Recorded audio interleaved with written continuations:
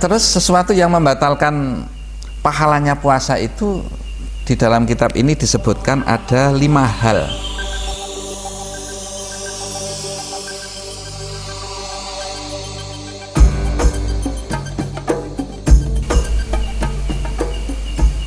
Assalamualaikum warahmatullahi wabarakatuh.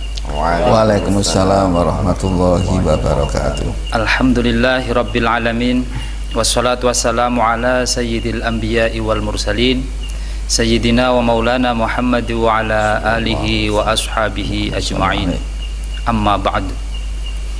Kaum muslimin muslimat rahimakumullah, pada kesempatan yang berbahagia ini kita masih berada di bulan Ramadan, di mana pada bulan Ramadan kita melaksanakan satu ibadah yang wajib kita laksanakan, yaitu berupa puasa. Dalam puasa ini Allah menjanjikan pahala yang sangat berlimpah, sangat banyak sekali. Dan mudah-mudahan kita semuanya yang bisa menjalankan ibadah puasa ini bisa mendapatkan pahala yang dijanjikan oleh Allah Subhanahu wa taala. Amin. Namun pahala yang dijanjikan Allah ini ternyata ada juga hal-hal yang nanti bisa membatalkan atau menghilangkan pahala yang dijanjikan ini. Nah, untuk lebih jelasnya, pada kesempatan yang berbahagia ini telah hadir narasumber kita yang utama, yaitu beliau Bapak Kiai Haji Muhammad Ayub, dan kebetulan juga hadir Bapak Kiai Ahmad Hanifuddin yang beliau adalah perumus dari LBM NU Purworejo dan kebetulan juga anggota fatwa dari Majelis Ulama Indonesia Kabupaten Purworejo. Untuk itu langsung saja kita menyapa beliau. Yang pertama kepada Bapak Kiai Haji Muhammad Ayub. Assalamualaikum Pak Kiai. Waalaikumsalam warahmatullahi Sugeng Pak Kiai. Alhamdulillah, pangestunipun Mas Aziz. Bapak Kiai Hanifuddin. Assalamualaikum. Waalaikumsalam. Saya kabaripun Pak Kiai. Alhamdulillah panjenengan. Alhamdulillah pangestunipun. Baik, kepada Pak Kiai Muhammad Ayub terlebih dahulu terkait dengan puasa di bulan Ramadan ini. Jadi Allah itu menjanjikan pahala yang sangat banyak sekali bagi orang yang bisa melaksanakannya. Namun banyak keterangan yang menjelaskan bahwa ternyata puasa di bulan Ramadan ini pahalanya itu bisa batal ataupun juga hilang. Mohon Pak Kiai menjelaskan tentang apa saja yang bisa menghilangkan pahala dari puasa. Monggo Pak Kiai. Ya, terima kasih Mas Aziz waktunya. Alhamdulillah pada kesempatan malam ini kita agak ada beda dari yang sebelumnya. Karena apa? Kita ke ruang tamu agung, beliau senior kita Bapak Kiai Ahmad Hanifuddin. Beliau adalah sebagian dari tim perumus LBM NU Kabupaten Purworejo, dan juga kebetulan beliau anggota Fatwa MUI. Insyaallah sugeng dalu Bapak Kiai Ahmad Hanifuddin.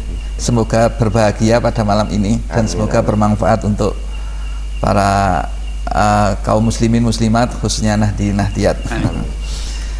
Mas Aziz, seperti yang pertemuan-pertemuan sebelumnya kita sampaikan bahwasanya yang namanya puasa itu seperti dengan yang lainnya, seperti ibadah yang lainnya, artinya ada syaratnya, ada rukunnya, ada juga mubtilatnya.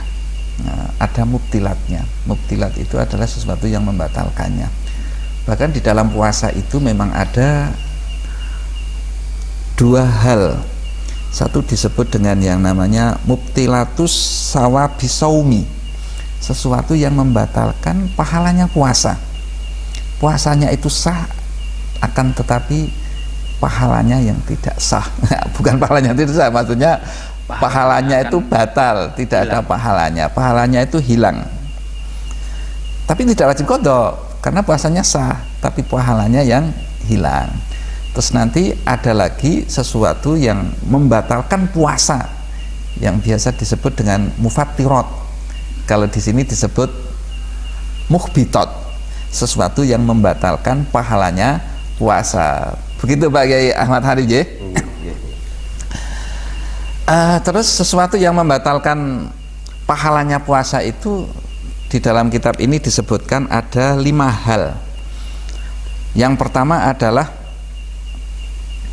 yang membatalkan pahalanya puasa, yaitu yang pertama al-ghibah. Ghibah itu cara Jawane niku nglendengi. Ghibah itu nglendengi. Adapun definisinya daripada ghibah itu zikruka akhokal muslim bima yakrahu walau kunta sodikon. Seseorang yang menyebutkan atau seseorang menyebutkan saudaranya sesama muslim dengan sesuatu yang apabila orang itu dengar tidak suka, walaupun keadaannya itu adalah benar. Itu definisi daripada ghibah. Cara Jawa ini nutur wong liya kanthi sesuatu sing nek wonge krungu kuwe ora seneng, senajan to bener, nyoto, maksudnya nyoto. Mungkin Pak Yai sakit mencontohkan contohnya ghibah ini seperti apa? Ya, ada Pak Kiai Hanifudin. Sekarang kita beliau untuk barangkali lebih menjelaskan lagi. Biasanya nek gini tiang-tiang biasa jagongan atau niku lak ngomong, wah wae duwe utang ora belum nyaur ora sak belum galani. Sesuatu celah ataupun aib yang ketika ia mendengar ya Anda akan suka. Misalnya kula sing diomongke, wah Pak Aja utangi pirang-pirang ora nyarutang. Kula nek krungu lah ya kurang ajar kaya ngono diomong-omongke. Walaupun ya bener umpamane lah. Niku nggih. Itu namanya ghibah. Jadi menyebutkan kejelekan orang lain yang ketika orang lain yang disebutkan itu kok mendengar dia tidak suka. Itulah namanya ghibah walaupun benar. Nyata. Nah, walaupun nyata maksudnya, walaupun nyata. Ini namanya ghibah. Kayak gini Pak, biasanya kalau orang ngomong orang lain kan gini, iki orang nglendengi lho, iki ngomong nyoto. Nah, itu sebetulnya juga ya termasuk nglendengi sebenarnya ya. Carane iki orang nglendengi wong ki nyoto. Walaupun nyata ketika dia itu yang mendengar apabila mendengar diomong kaya niku tidak suka, yaitu namanya ghibah. Nah, ghibah itulah yang akan membatalkan pahalanya puasa. Berarti seperti halnya umpamanya padi itu tidak ada isinya kan? Ya berarti cara istilahnya pari gabuk. Pari gabuk. Tapi gabuk tidak ada isinya, tidak ada isinya apa-apa. Kalau di istilahnya kelapa cumplung, ya. Tidak ada isinya apa-apa. Berarti orang yang berpuasa balanya seperti cumplung gitu Pak. Puasanya tidak puasanya seperti cuma kosong. Kosong tidak ada. Ya. Jadi hibah itu adalah sesuatu yang dilarang oleh Allah Subhanahu wa taala, dilarang oleh Rasulullah Shallallahu alaihi wasallam, yang di sini adalah membatalkan pahalanya puasa. Tapi bukan berarti begini. Berarti kalau tidak puasa berarti boleh hibah. Bukan begitu. Artinya walaupun tidak puasa pun juga kita tidak boleh apa? Hibah. Cuman ketika tidak berpuasa ya otomatis tidak batalkan tidak pengaruh dengan apa pahalanya puasa. Tapi ketika kita berpuasa kok hibah, maka itu sangat sayang sekali sangat sayang sekali. Di situ akan sia-sia. Yang kita dapatkan adalah rasa lapar dan rasa haus saja, tidak ada pahalanya. Itu yang perlu kita perhatikan Mas Aziz ya. Baik. Untuk yang kedua, sesuatu yang akan bisa membatalkan pahalanya puasa yaitu namanya anamimah. Ada ghibah, ada namimah. Namimah itu ada disebutkan di sini adalah naklul kalam bikosti ikoil fitnah. Naklul kalam bikosti ikoin ikoil fitnati. Memindahkan pembicaraan. Omong rene, gorono, omong kono, omong rene, yang tujuannya untuk apa? Memfitnah ataupun menimbulkan fitnah. Itu namanya namimah, ataupun Jawa sering dikatakan tumbak cucukan atau adu-adu. Kalau Indonesia mungkin adu domba. Nah, adu domba. Atau provokasi Nggih. barangkali Provokasi, bahasa. Membedakan bicaraan sana ke sini yang tujuannya untuk apa? Untuk memfitnah. Itu adalah bikin namimah itu. onar, suasana tidak kondusif begitu. Ya, adu domba. Iya. Itu sesuatu yang membatalkan apa? Pahalanya puasa. Karena efek daripada namimah itu bukan hanya pada satu orang, tapi bahkan sampai satu komunitas, satu kaum, satu kelompok. Satu Iya. negara mungkin bisa luar biasa efeknya. Apalagi apabila orang yang membawa namimah itu orang yang jago dalam Ya, potensi. wah, itu akan mudah, yang mendengarkan akan mudah terbakar sehingga menjadikan suasananya menjadi panas dan gaduh. Maka di situ masya Allah sangat tidak pantas dijalankan oleh orang yang berpuasa. Lempar sana, Lempar sini. Nah, kemudian dua-duanya saling bertarung. Itu namanya namimah dan membatalkan pahalanya puasa. Naudzubillah min dzalik. Yang berikutnya adalah yang membatalkan pahalanya puasa itu adalah al-kadzib. Kadzib itu bohong. Bohong itu namanya ikhbar bi ghairil waqi', memberikan berita atau kabar yang tidak sesuai dengan kenyataannya. Ini namanya bohong. Apalagi zaman medsos seperti ini ya, zaman sekarang ini sudah apa namanya, sudah waktunya atau zamannya itu sudah semuanya pakai medsos, semuanya pegang HP, semuanya bisa upload, semuanya bisa share. Maka dalam masalah pembohongan ini sangat riskan sekali, sangat-sangat rawan sekali. Bahkan di situ kita harus berhati-hati. Hati-hati mengoperasikan HP ya. Ah, itu dia. Jarimu adalah apa, harimaumu atau bagaimana itu mungkin istilah Maka kerennya. kita kalau apa dapat berita, kita jangan mudah langsung percaya, apalagi langsung share. Karena yang namanya berita juga, yang namanya berita itu kan dikatakan bisa mungkin benar, bisa mungkin salah. Maka kita harus tabayun dulu, kita telaah dulu, kita yakinkan dulu kebenarannya, barulah kita boleh share. Jangan asal share. Jangan share itu bahaya. Siapa yang buat, siapa yang menyebarkan, kita juga perlu tahu sumbernya siapa. Ya. Ya, Kalau kita kita tidak terjebak ke kabar hoax itu yang nah, orang itu marah dia. dan bikin kisruh. Kalau tidak akan terjebak di dalam masalah apa? Melakukan sesuatu yang kadzib, yang goroh, yang bohong. Maka apalagi kita ketika berpuasa, kita akan kerugian, akan kehilangan pahalanya puasa. Itu kadzib namanya. Jadi ngomong tidak semestinya gitu ya. Nah, Ada lagi yang lebih dari itu sebetulnya. apa itu, Pak? Namanya iftirok ataupun buat cara bahasanya Jawa itu gawe-gawe. Gawe-gawe. Itu tambah parah ya. Iya, enggak melakukan tapi dibilang melakukan. Saya datang jam segini mau syuting dan lain sebagainya jam segini, padahal enggak datang. Kalau toh yang bawahnya namanya kadzib, datang tapi tidak sesuai, jadwalnya sesuai, itu namanya kadzib. Iftira ya, Pak ya. Kalau enggak datang, dia ngomong datang, namanya Kan Jadi iftira, membuat cerita gitu ya, fiksi bukan. gawe-gawe intinya. gawe-gawe. Gawe-gawe itu lebih parah daripada bohong ya, daripada kadzib ya. Dan kalau bicara kadzib lebih jauh, kalau kita bicara kadzib lebih jauh lagi, itu masya Allah efeknya itu luar biasa. Apalagi menyangkut tentang yang namanya kepribadian seseorang. Katanya seseorang itu ketika sudah berlaku bohong sekali saja, walaupun nantinya dia akan bicara benar 1000 kali, sudah susah untuk orang itu percaya.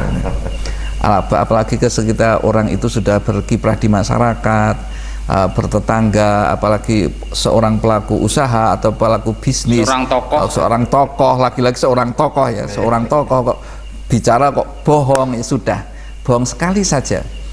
Yang lainnya itu namanya akan itu efek samping daripada bohong, itu luar biasa. Terus gini Pak, untuk orang yang bohong atau suka berbohong, satu kali berbohong dia akan berbohong kedua kalinya untuk menutupi kebohongan yang pertama. Iya. Kebohongan yang pertama ditutupi yang kedua, akan berbohong lagi ketiga kalinya untuk menutupi yang kedua, begitu seterusnya. Karambol kalau beruntun berarti. Ya, selalu beruntun.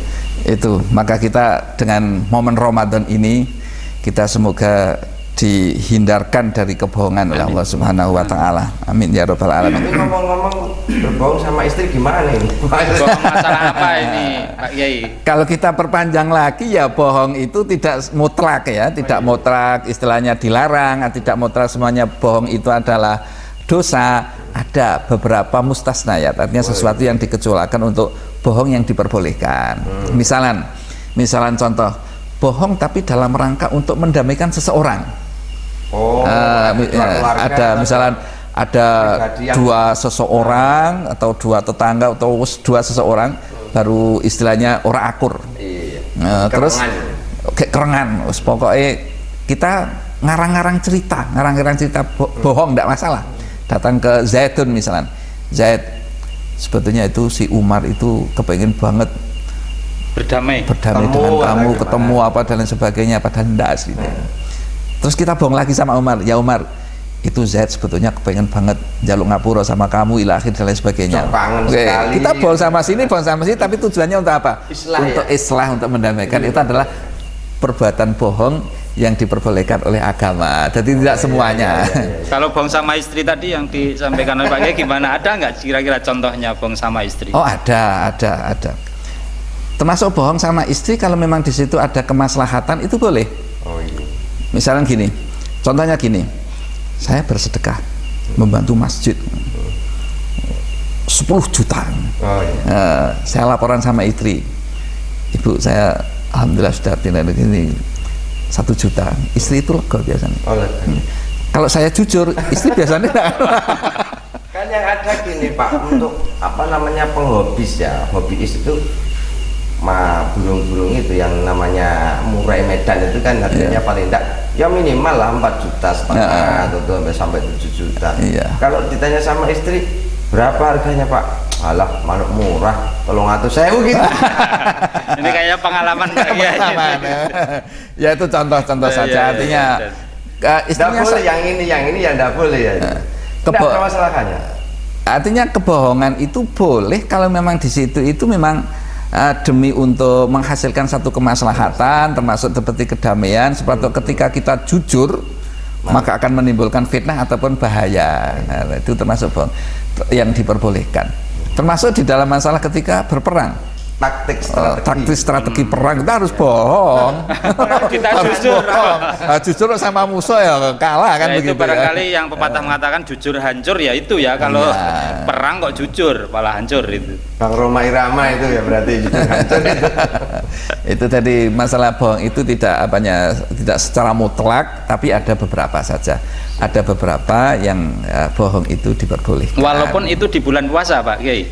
Walaupun di bulan puasa, kalau memang seperti yang kita contohkan tadi untuk lil islah itu malah baik sekali itu. Itu termasuk minal mustasnayat begitu Pak ya. Baik, masih ada lagi Pak Kiai? Untuk yang membatalkan pahalanya puasa itu disebutkan adalah an-nazar bisahwat, melihat sesuatu baik itu haram ataupun halal tapi bisyahwat. Bisyahwat itu adalah membatalkan puasa. Laki-laki kan, maksudnya adalah syahwat birahi. Berarti apalagi yang dilihat adalah sosok perempuan cantik sekalipun, bukan jelita, mahromnya, melihat merasa enak lah itu akan membatalkan pahalanya puasa. Wah, ini yang sangat ini adalah di syahwatnya. Nah, di syahwatnya. Keinginan biologis. Iya. Tapi umpamanya seseorang lihat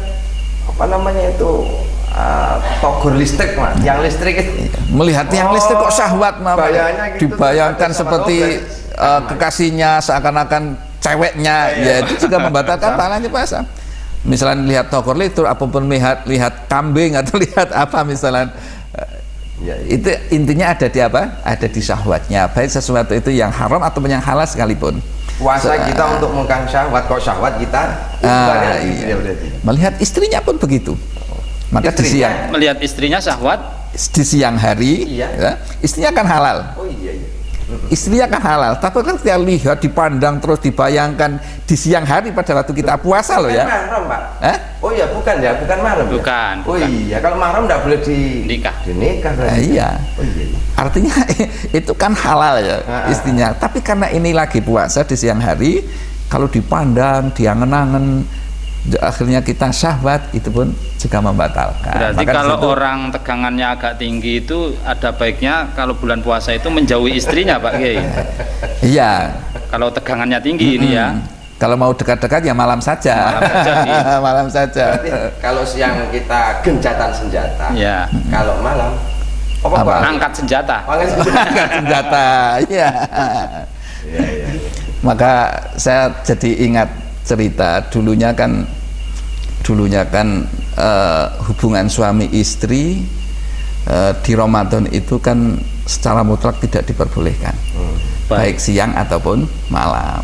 Ada kisah satu sahabat, ada yang mengatakan sahabat Umar kalau tidak salah. Sahabat Umar itu malam-malam naik ke sutuh, rumah yang paling atas itu. Tapi pas pada rembulan, bulan purnama, nah, terus istrinya juga baru turun-turun di atas. Akhirnya pahanya apanya itu kelihatan. Akhirnya Sayyidina Umar itu tidak kuat, langsung saja dia istrinya bermain dengan istrinya di malam hari. Sepak bola. Sepak bola. Sepak bola. Terus akhirnya kan pada saat itu kan belum ada pembatasan antaranya siang dan malam.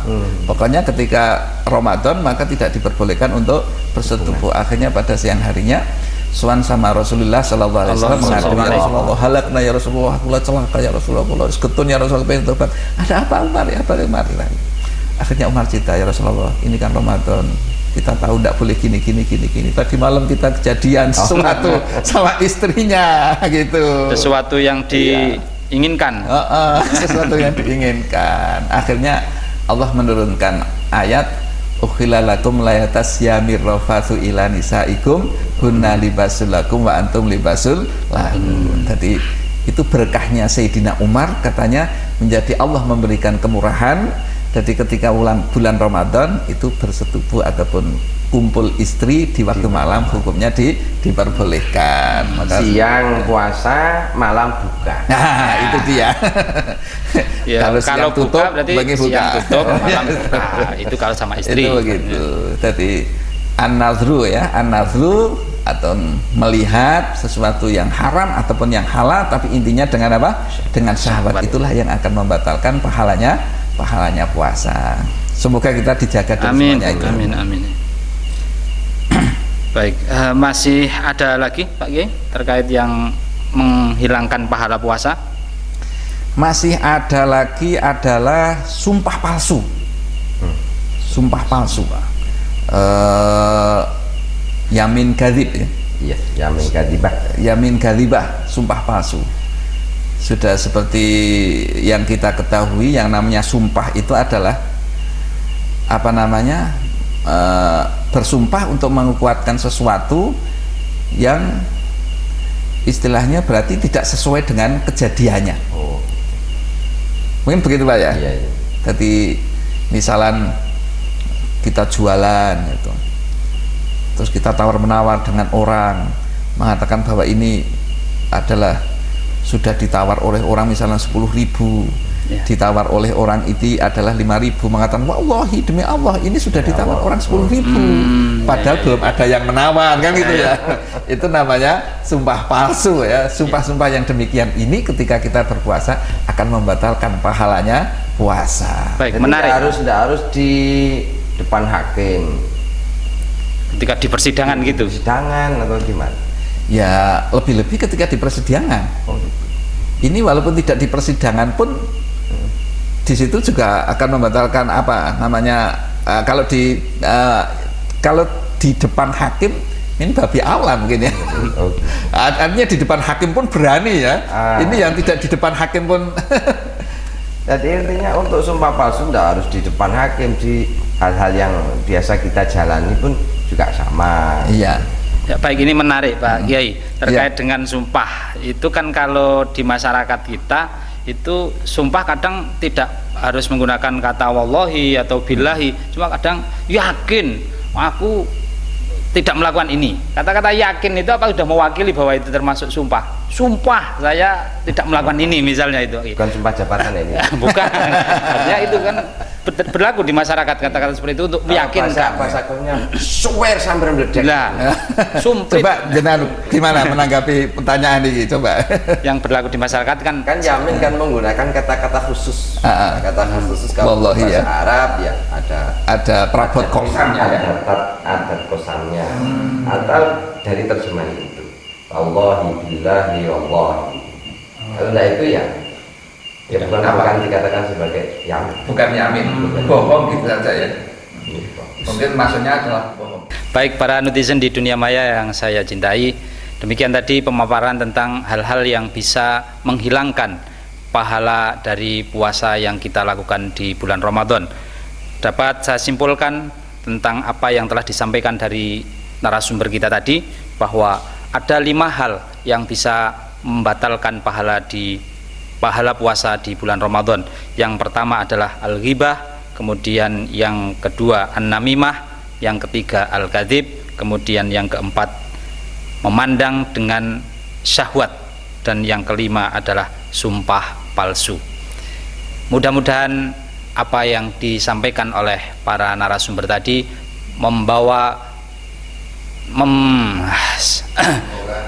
semoga apa yang telah disampaikan oleh narasumber tadi menambah pengetahuan kita terkait dengan ibadah puasa kita di bulan Ramadan, sehingga puasa kita benar-benar berkualitas. Amin ya rabbal alamin. Dan bagi para netizen ataupun muslimin muslimat saudaraku semuanya dimanapun Anda berada, barangkali ada hal-hal yang perlu Anda tanyakan kepada para narasumber kami, bisa Anda tanyakan melalui line telepon yang tertera di teks bawah ini. Untuk kali ini kita cukupkan sekian perjumpaan kita, dan untuk pertemuan yang akan datang insya Allah akan kita sambung lagi dengan pembahasan terkait hal-hal yang bisa membatalkan puasa secara fisik. Itu yang kiranya dapat kami sampaikan, kurang lebihnya mohon maaf. Billahi taufiq wal hidayah. Assalamualaikum warahmatullahi wabarakatuh.